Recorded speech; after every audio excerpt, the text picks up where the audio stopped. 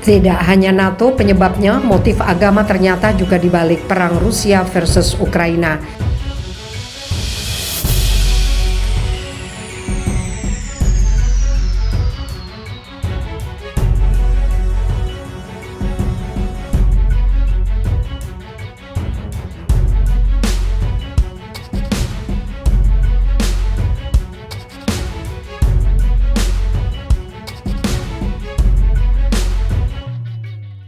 Dikabarkan kini Ukraina telah banyak menyerah dan memilih untuk pasrah dengan situasi di mana Rusia semakin mendominasi dan segera meraih kemenangannya.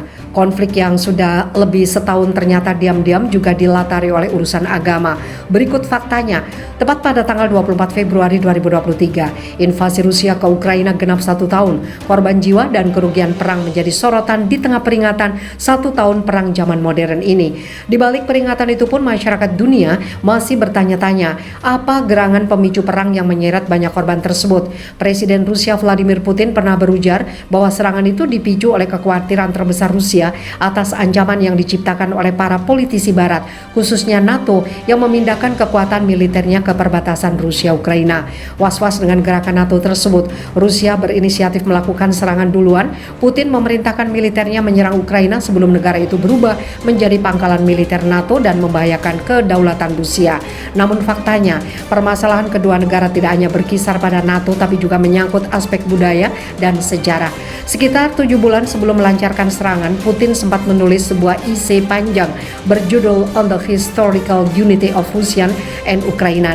Esai Putin tersebut dimulai dengan penegasannya bahwa bangsa Rusia, Belarusia, dan Ukraina terikat oleh kesamaan agama, bahasa, dan tradisi budaya. Fakta ini memang tidak dapat dibantahkan jika ditarik mundur ke tahun 1988, saat itu ada penyebaran agama Kristen dari Kiev ke seluruh tanah air Rusia. Penyebaran ini gencar dilakukan karena penguasa Kiev Vladimir the Great atau Vladimir I resmi menjadi umat Kristiani. Vladimir diketahui jadi aktor penting di balik kristenisasi seluruh rakyat Rusia, kemudian jadi cikal bakal gereja Ortodok Rusia.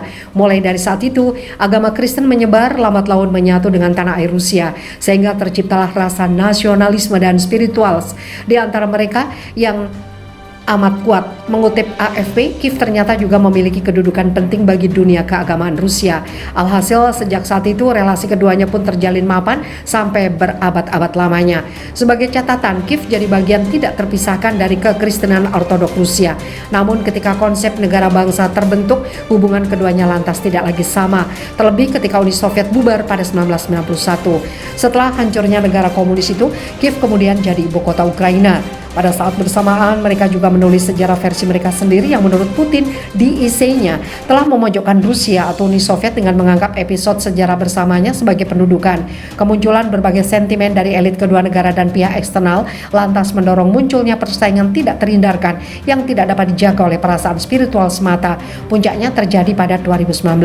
Menyikapi hal ini, Gereja Ortodok Rusia marah menolak klaim kemerdekaan mengutip tulisan Rusia Swar on Ukraine, the religious dimension. Dari sinilah terjadi perpecahan bersejarah dalam keluarga Ortodok yang menjelma lebih dari persoalan spiritual semata.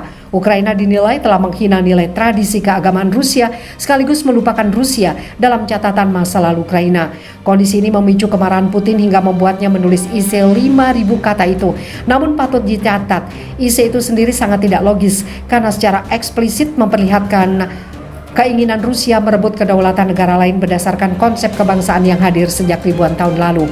Sayangnya, permasalahan agama telah larut dalam invasi Rusia ke Ukraina. Serangan ke Ukraina tidak hanya dipandang motif ideologi, tapi untuk memurnikan kembali nilai keagamaan. Gereja Ortodok Rusia menobatkan panggilan untuk Putin sebagai pengusir setan. Hal ini karena keberhasilannya menghabisi Ukraina yang telah memaksa warganya untuk meninggalkan nilai tradisi agama dan Ortodok Rusia.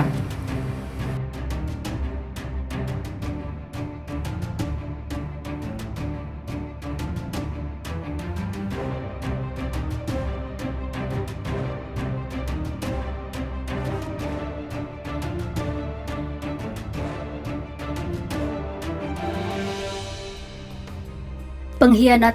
Negara-negara barat depak Zelensky dari kursi presiden Ukraina. Ini sosok penggantinya menurut Eropa.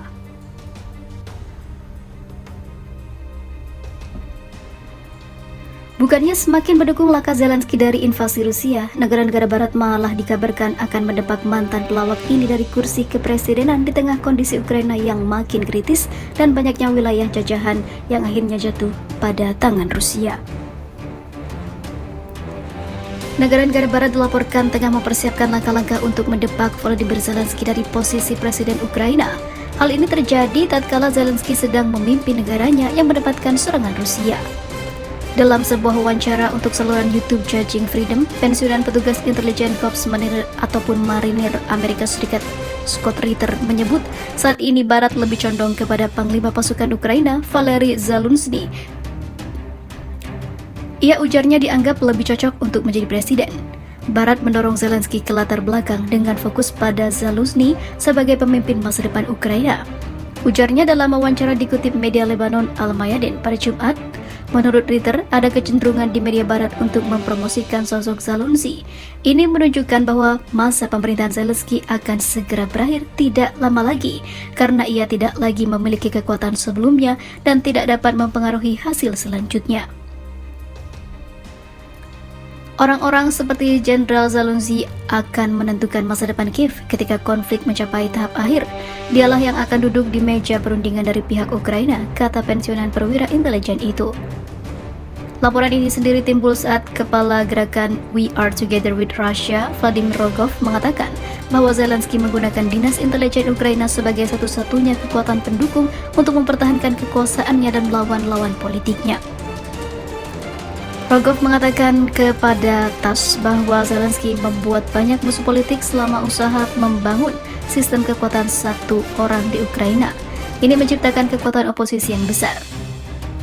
Mantan petugas CIA Philip Giraldi juga mengindikasikan bahwa Zelensky mencoba melibatkan NATO dalam konflik langsung dengan Rusia. Ia menjelaskan bahwa Presiden Ukraina dan penasehatnya bertekad untuk meningkatkan eskalasi situasi. Maka hal ini tidak baik bagi Eropa, sehingga Barat mendesak Zelensky untuk didepak dari kursi kepemimpinannya.